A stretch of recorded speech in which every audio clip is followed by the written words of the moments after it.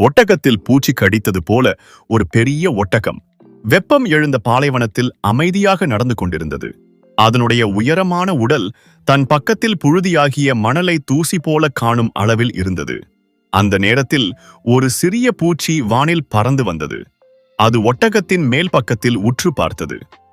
ஏதாவது உணவுக்காகவோ சோதிக்கவோ வந்தது போல தோன்றியது. பூச்சி அதன் கூரிய வாளை கொண்டு ஒட்டகத்தை ஒரு சிறிய இடத்தில் கடித்தது.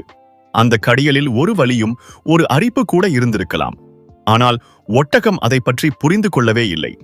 அது தன் பாதையில் தொடர்ந்து சென்றது. அடியிலே இருந்த காற்றின் சூட்டையும் நிலத்தில் விழும் காலடியையும் மட்டுமே உணர்ந்தது. இந்த காட்சியை பார்த்த ஒரு பாலைவன பயணி அதிசயத்துடன் சொன்னார், இது நம்ம பழமொழிக்கே ஒத்தது, ஒட்டகத்தில் பூச்சி கடித்தது போல.